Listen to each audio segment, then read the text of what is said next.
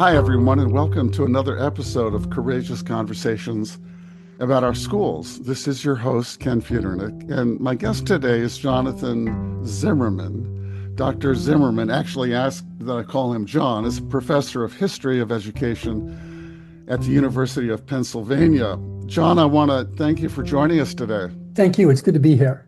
So, John, say a bit about your work and what you've been studying and interested in recent years as a scholar. Well, I've spent my career studying the way that Americans have argued over education. One of the fascinating things about education, there are many, but what fascinates me is that we ask education, schools and universities to prepare citizens and to create a thriving democracy. But those citizens have no agreement about what schools and universities should do, and they never have. And so I've spent my career studying the way that they disagree over first alcohol and drug education, then history instruction, religion in schools, sex education, and more recently, higher education. Mm. Yeah, I've seen some surveys that have been done that when people ask, what is it you want from public schools, and ask that of a broad spectrum of people generally come up with the same answers. They want them to be well informed. They talk about the same subject areas. They want them to try to treat other people well, to be kind. Is there, do you think, more agreement? I've seen those surveys too. And I think that in the abstract, we all want the things that you just described, but we disagree even about those things. That is, what does it mean to be a good citizen, for example? Everyone will tell posters they want schools to create good citizens. That's like liking rainbows and puppies, right? Nobody wants bad citizens. But when people say they want good citizens, they often have extraordinarily different ideas about what that term means. Yeah, I can imagine that's true, that some might say, I want people that follow the law and do what they're told, and others that say, no, I want citizens who speak up. Right, like your prior guest, Bruce. Yeah, Bruce Wasser, we were talking before we started recording.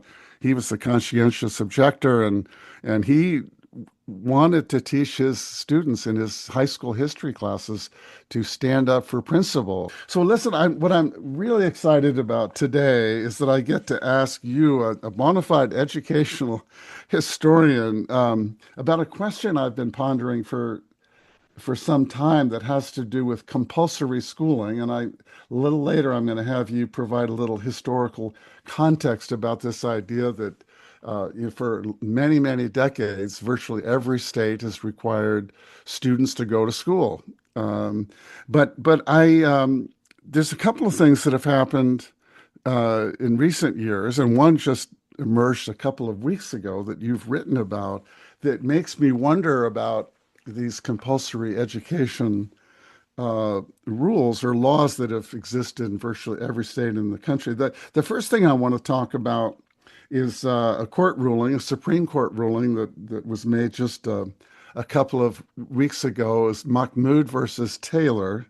And I think it has, you'd agree with me, it has pretty far-reaching implications for schooling in America. But I have to say, these days, there's so much of what's going on in Washington and the Supreme Court. It seems to have far-reaching implications, including the Supreme Court just within the last day or two deciding that it was okay for the Trump administration to essentially dismantle the Department of Education and to fire thousands of people that work there. But I want you to talk a little bit about this Supreme Court ruling, Mahmoud versus Taylor. Provide a little basic background on what they decided, and then talk about the opinion you expressed in the Washington Post recently about that case. Yeah, well, the very short story is a group of parents in Montgomery County, Maryland, complained to the school district about some elementary school texts that were, quote, LGBTQ friendly. They were stories that described families that had gay members, and sometimes children that were transitioning or were themselves transgender. And their argument was not that these books should be removed.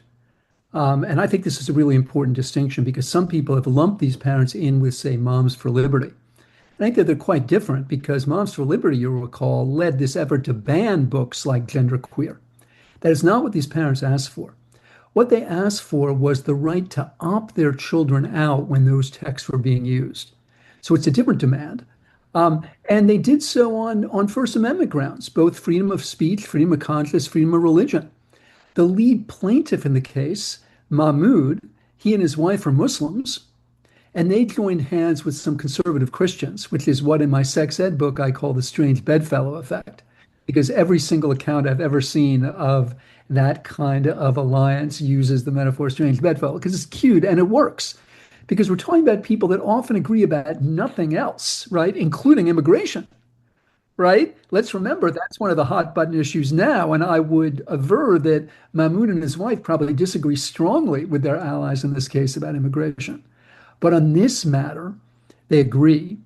And what the court said was that the school does, in fact, have to allow them to opt out. Now, we do have precedents for opting out. I mentioned sex ed, and that's the classic one. Classic because now almost every state has some sort of opt-out provision.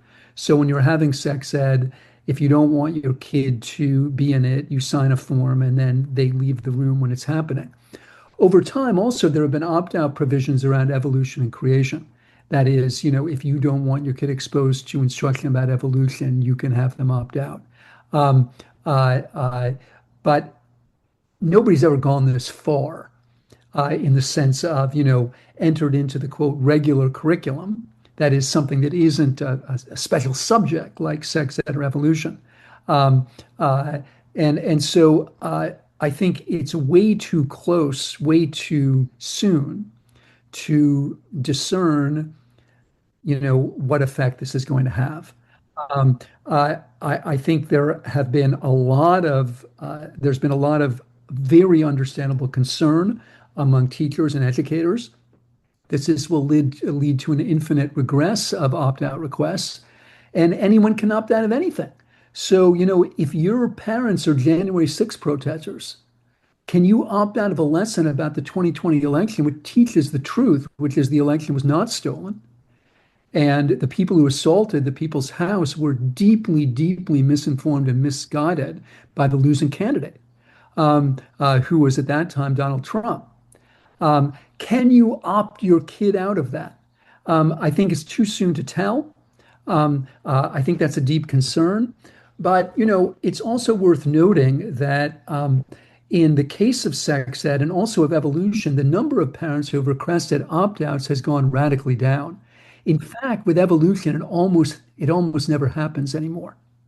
So to me, that suggests that although, of course, we should be concerned about this, we shouldn't jump to the worst case scenario, which is this infinite regressive opt-outs.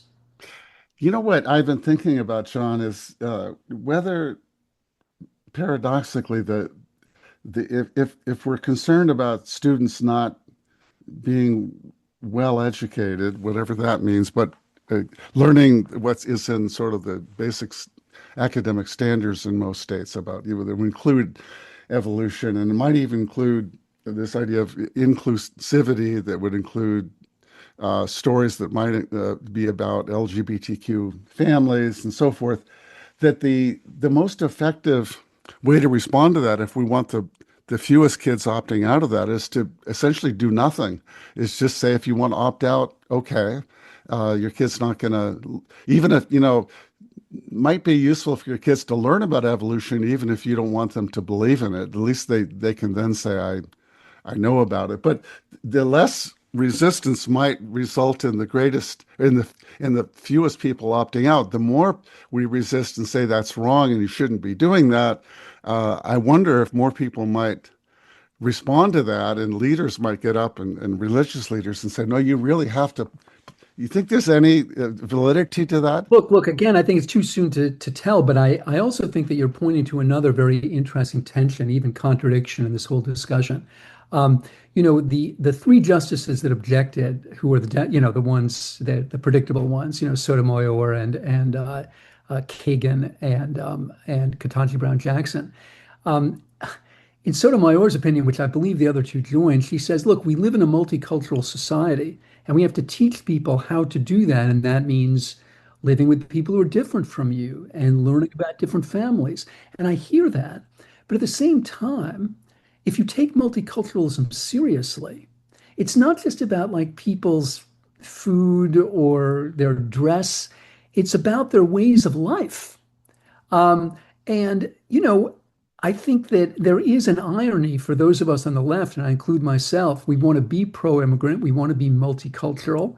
We want to celebrate the reds and the greens and the blues and the oranges, the whole rainbow. But we also want everyone, say, to have comprehensive sex education or everybody to learn about transgender children. And it may well be that some of this glorious rainbow that we celebrate isn't into that, Ken. You know, when I was doing my sex ed book, I remember reading about a Somali family that they came to the United States and they discover almost as soon as they get there that their 15-year-old daughter is in a class where they're putting condoms on bananas. I think that you can predict that this Somali family was not extraordinarily psyched about that.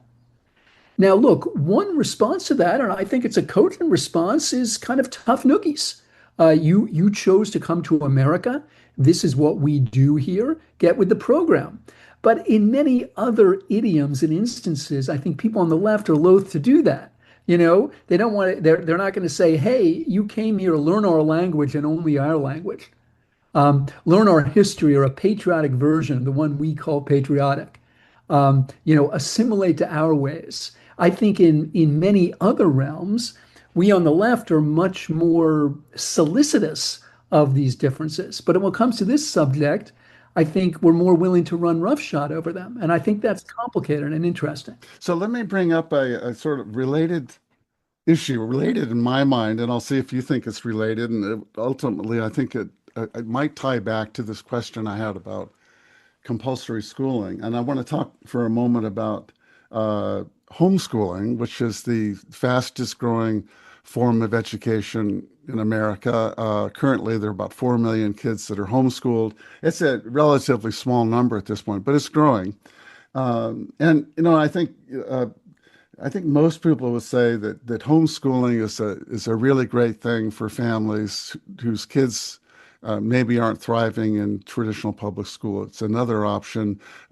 Some parents come together and do wonderful things with their kids. They create these co-ops and they get very rich experiences. What we also know is that in 9 states, there are virtually no regulations, no accountability whatsoever. You don't even have to inform the school. You basically can keep your kids at home. They can sit on the couch and play on their device. They can work in the field, so to speak, which is one of the reasons I think states said that we're not going to allow that because parents can exploit their kids. They can teach nothing if they so choose. And I actually had a couple of podcast guests on a show we did on homeschooling. One of them was a woman now in her 20s who was homeschooled, and she didn't learn math from her parents because her parents said girls don't need to learn math. You won't use it. In fact, they're not particularly good at it. She really regretted it later and ended up getting an apology from her parents who realized that might have been a mistake. The other guest, Weston Brown, homeschooled in Texas. He never learned anything about evolution, only creationism. He also learned, he got these homophobic themes, presented to him, and it turned out he was gay, and he hasn't spoken to his parents. But I think parent rights people say, parent has a right to educate their children any way they want. And of course, I want to say, but does that, if they say they don't want to educate them at all, they'll work for me and, somehow. So I wonder what your thoughts are about, maybe it's a small number. Well, first of all, it's not a small number. Mhm. I mean, there may be as many kids getting homeschooled in America now as there are in charter schools. We don't know. And we don't know precisely because what you were saying earlier, because of the states that don't require you to submit any paperwork or any information about this. We don't even have the data. I mean, Ken, think about this. Every year you have to get your car inspected, right? You're in California. I'm sure you have several cars. And the reason you do is because you share the road, right? I think that's the theory, right? that you're out there on highways with lots of other drivers, and the public good requires you to keep your car in sufficient shape so it doesn't endanger other people. Now, you may not like it, but I think you abide by it. They always find something you have to fix and it costs you money, but you do it, right? Isn't it amazing that in the 9 states you're talking about, you have to get your car inspected, but homeschooling is in no way inspected? And of course, we all share a metaphoric role with our fellow citizens. I'm not, quote, against homeschooling, but I am against unregulated homeschooling. Because it seems to me, to your earlier point, that all of us have an interest in the education of all of our children. They can and will obtain that education in different environs and different idioms, including private schools and parochial schools. But those schools, by the way, are regulated. Private and parochial schools are highly regulated. They have to abide by curriculum codes. There are other kinds of health measures. They also, by the way, receive public assistance. And I'm not talking now about vouchers or any of that stuff, right? Since 1947, they've received public assistance for textbooks and for transportation. I said 47 because that was a Supreme Court case upholding that. And so all of us have an interest in the education of all of our kids. And if somebody's getting homeschooled without any kind of regulation or oversight, we can't know what they're learning. We can't fulfill our duty to them. So isn't there a tension between this rise of interest in parental rights and it's my kid and it's my religion. I can have them opt out of this class or that class. Now the Supreme Court has supported that. I can homeschool them, and it's not the state's business to look and see what I'm doing. They have to assume that I'm doing the best for my kid, and it's not any of their business. Right. And look, I'd like to emphasize that this is not new, this argument. In fact, if you go back to the 1920s, the Pierce v. Society of Sisters case, it's that case where the Supreme Court says the child is not the mere creature of the state, and the parent is the first educator. Mm-hmm. So that was the case where the state of Oregon actually required everyone to go to public schools. It was an anti-Catholic measure. The Ku Klux Klan had enormous power in Oregon at the time. We think about the Klan as an anti-Black, as a racist organization, which of course it was, but it was also profoundly anti-Catholic and anti-Semitic. And it wielded an extraordinary power in Oregon, and it pushed through this law requiring everyone to attend public schools. And what the court said in Pierce v. Society of Sisters, right? Of course, it's a Catholic order. They said that you can require kids to go to school, but not to public schools. So that's the bargain that we made. The state can, in fact, require you to be schooled, but it can't designate where, which is what Oregon was trying to do. And it's in that case where they said, you're not the child is not the mere creature of the state. The child is actually the product of parents. And we have to respect the parental will here. But to your earlier point, that respect had limits. So if you're a parent and you say, okay, my kid's not going to be schooled at all, we're not going to respect that. But if you say, hey, I'm Catholic, I want my kid to go to a Catholic school instead of your public school, we do and we must respect that. I mentioned that a man that I interviewed, actually done a couple of interviews with him, Weston Brown. He was homeschooled in Texas.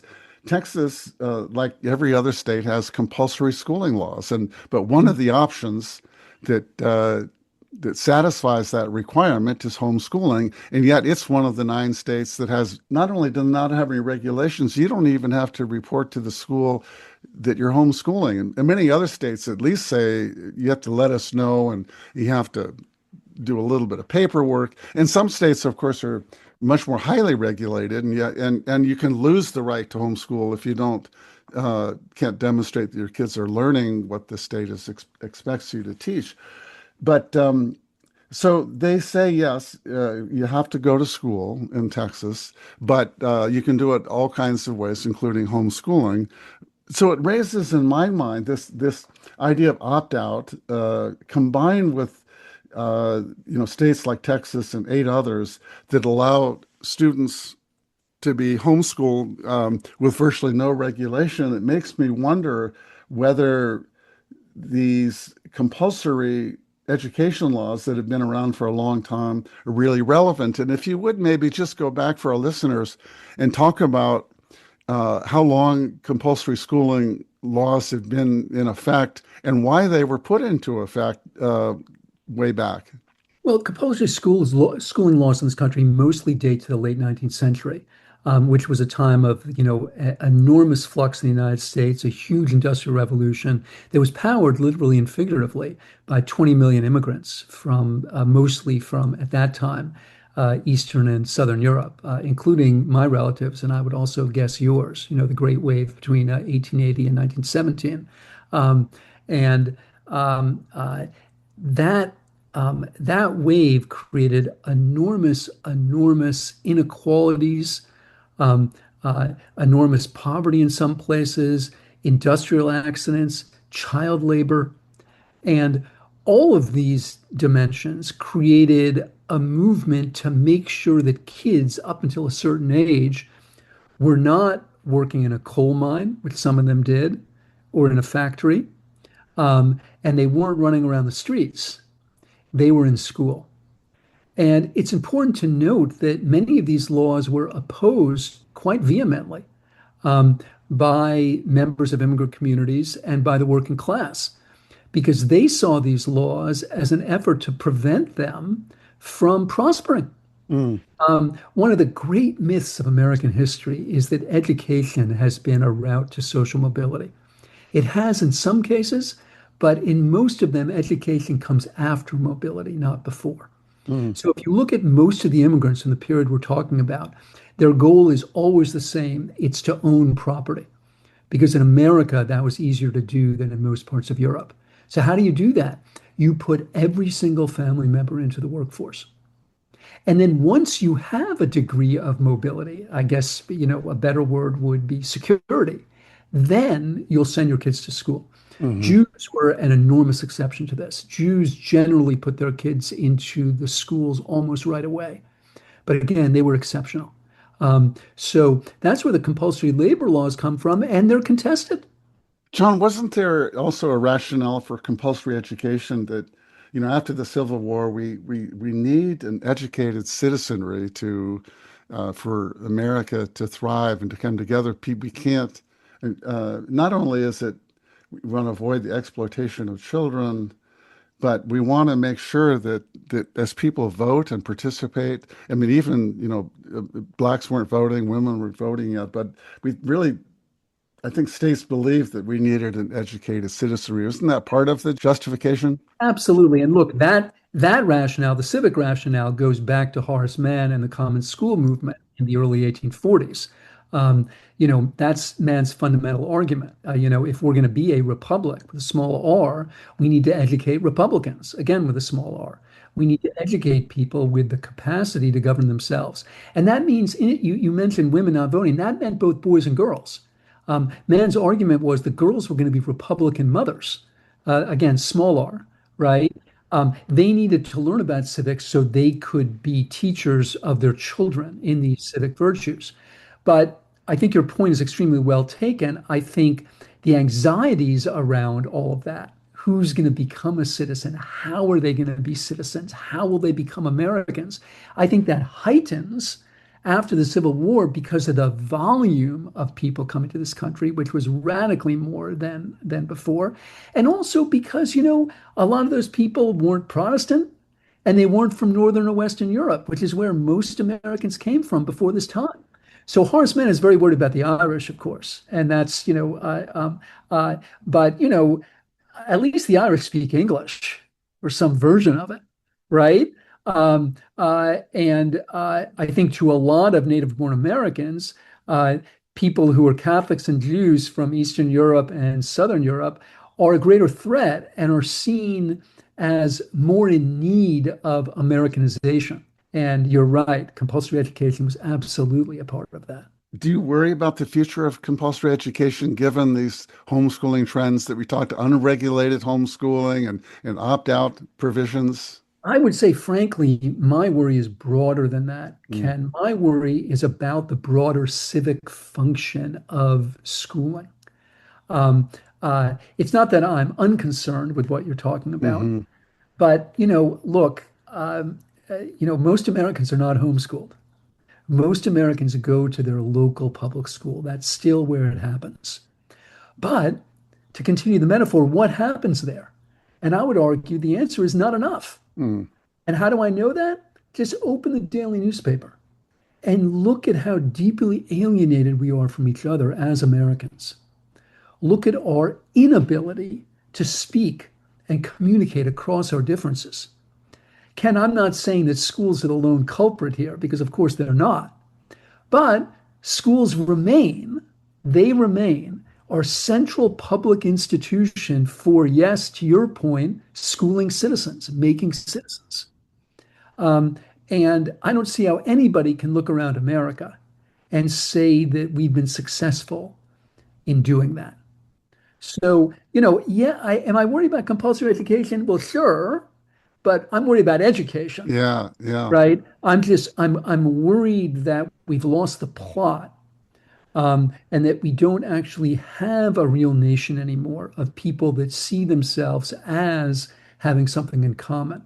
And again, I don't want to put all the onus on schools, but again, they do have a unique role in this process, and I don't see how anybody could say that they're succeeding in it. Yeah, and you've written about this, and I've certainly talked to a number of people, including Diana Hess. She's written a book about this, how essential it is, especially today, that students learn to talk with each other about controversial topics, about politics, and if they don't learn it, how to do it there, where will they learn it? And probably will end up only speaking with people that think like them. But I think what you were alluding to is that more and more there's pressure on teachers in public schools to stay away from those topics because they can be accused of indoctrinating or trying to push one point of view over another. So the choice that many teachers make is, I'm just not, like there was a recent survey after the most recent presidential election, and asking teachers how comfortable are you teaching about the presidential election? Many said, I just don't do it before or after. And look, I mean, Ken, I think that's unacceptable. Hmm I don't want to blame the teachers. I understand 100% why they do that. They're not people in our culture that are accorded a lot of professional respect, and often they don't have many legal rights. This is all real. And Emily Robertson and I wrote a book about this, called The Case for Contention. And one of the things we discovered is that, a lot of teachers are afraid, and they've been afraid for a very long time. Um, but if we can't talk about the election, we can't actually teach people how to be hmm citizens. Again, I don't begrudge the teachers this. I understand that. But at the same time, the rest of us need to we need to rally behind our schools and actually demand that they address these questions. So is there a way out of this, John? I mean, what is the way out? How do we make compulsory education, the kids that actually are in school, Yes. uh, get the kind of education that produces good citizens? And I don't mean good in the sense that they align to one ideology or another, but are thoughtful citizens that know how to talk with each other. Ken, John Dewey said that the answer to the problem of democracy is more democracy. Mm. And I think that's right. And I think that if enough Americans wanted their schools to be different, they would be. The schools are not created by Moses on Mount Sinai, who hands down a bunch of tablets. The schools are created by citizens. And this is that interesting tension, right? They're created by citizens to create citizens, right? But they're created by citizens who don't agree about what citizens are or should be. But that's the wedge, that's the opening. So, for those of us who care about this, we need to make the democratic case for democratic schooling. if I were king, and we don't have enough time this afternoon to enumerate all the reasons that will not come to pass, but if I were king, every Wednesday at noon or midday would be the America Hour. And here's how it would work. If you lived in Lower Manhattan in a really politically blue area, you and your school, the students and the teachers would be patched through to a sister or brother school in northern Alabama, like in the reddest part of political America. And one Wednesday you talk about gun control, and the next Wednesday you talk about reproductive rights. The Wednesday after that you talk about Ukraine. Mhm. Ken, we could do this. This isn't rocket science, right? We don't have the will to do it. And those of us who care about the future of democracy have to promote and create that will. And let me just offer a friendly amendment to what you just said, and it comes from the conversation I had with a history civics teacher in Fremont, California, which happens to be tends to be more conservative in that community. She But was also very on, diverse, extremely and diverse. right, Yeah. and what she said, and she was on with her principal, which is important, that she continues to teach history and deal with the talks about the election and all of the things she's always talked about, and she does it freely and without fear from parents. And the reason it works for her is that she communicates really well with her parents of her kids. She invites them in. She's been at the school a long time. She's a trusted educator. Her parents, even not despite the fact that they're conservative, but they trust her that they're educating their children in an honest way to get them to be good thinkers and to Right. consider multiple points of view. And her principal was there on the podcast saying, I fully support her. I have no trouble with what she does because the parents like and appreciate what she does. So I think expanding on this idea of democracy, educators would be well advised, I think, to reach out and form more trusting relationships with the parents in their community, the parents of their kids. Absolutely. And look, I think the history piece is important here because whatever the virtues or vices of the one-room schoolhouse, which I also wrote a book about, there was a tight bond between the community and the school. In fact, the school was the community, Oh, right? I mean, the schoolhouse was often the only public building in the community. And it isn't just where you voted, because it still is, but it's where there were like, Christmas parties and plays and other kinds of theater and music. And so everyone knew each other, right? And of course, in an industrial and a post-industrial society, that's going to be less likely because there's so much flux, people moving from here and there. So it becomes more of a challenge to create those bonds. It's not impossible, but it's harder. The other thing that makes it harder is social media, right? John Dewey didn't know about social media. But without social media, there would be no such thing as, for example, Moms for Liberty. And there probably wouldn't be Donald Trump, right? Who I think figured out the special sauce of really how to use social media in an instrumental way, a politically instrumental way. So Moms for Liberty often, targets teachers, I think, like the one you're talking about. And I'm glad you didn't name her because I don't want Moms for Liberty to interfere with her in any way. But this was not something that was likely or even possible in earlier eras, right, where the modes of communication were so different. I think Moms for Liberty speaks to two things. One, it speaks to, again, this social media piece, the rapidity with which you can target somebody on a different state, a different time zone, a different part of the country. And also, I think, and this kind of goes with the earlier comment, the nationalization of a question that used to be really a local one. Education historically has been a local concern. And you just said in your example, right? The teacher knows the people in her community. So it remains that. But at the same time, I think that, again, because of different modes of communication, also because of the way that the issues have been politicized, I think there's been a nationalization of these questions. Education has become a national political issue in ways that I think it's never been. Um, and there are limits to that too. I mean, one way of thinking about the Ron DeSantis story is he thought he could use that issue to become president, right? Because, he had expended so much effort in trying to like fight woke things in Florida and create the Don't Say Gay bill and things like that. But it didn't really resonate on a national level. And it's funny, this seems like so long ago, but it was a year ago. Um, Donald Trump says a lot of things that are untrue, but just like the cliche, a clock is right twice a day, Hmm. he's sometimes right. And you may recall that when he was battling with DeSantis, at one point he said, woke, woke, woke. All this guy says is woke. What does that even mean?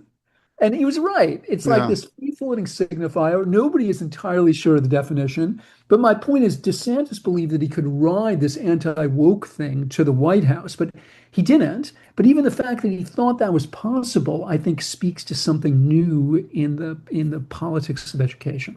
Yeah. Well, John, you've given me and our listeners a whole bunch to think about. There's a lot on the line here. There is. And if I may, just one other comment, because I mentioned the nationalization of education.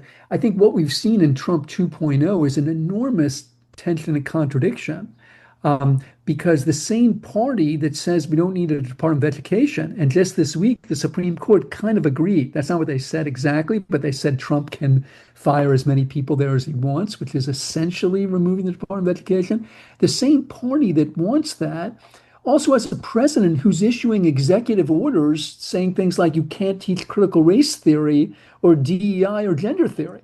Yeah. So this is really complicated and contradictory. On the one hand, we're saying we don't need a Department of Education because this should be a state and local concern. But at the same time, we're issuing unprecedented executive orders from the White House telling everybody what they can and can't study. Yeah, it's a politics of convenience. Just when it serves our interests, you can promote it. When it doesn't, you don't. Yeah, And then by the time people say, "Well, isn't there a contradiction there?" and you move on to the next subject, and we don't linger a lot on the coherence of policies and arguments too much. You do what you do because you feel justified, and it doesn't necessarily have to cohere. right. Thank you so much for the conversation. Yeah, well, thanks, John, for joining me. It's just great having being able to talk with a historian to put some of this stuff in perspective. And I like your comment that less concerned about the potential loss of compulsory education, more concerned about what's actually happening among the 97% of people that are in school that are regulated, that are expecting things to happen, and the things that are happening aren't necessarily what's good for the future of our country or our democracy. Correct.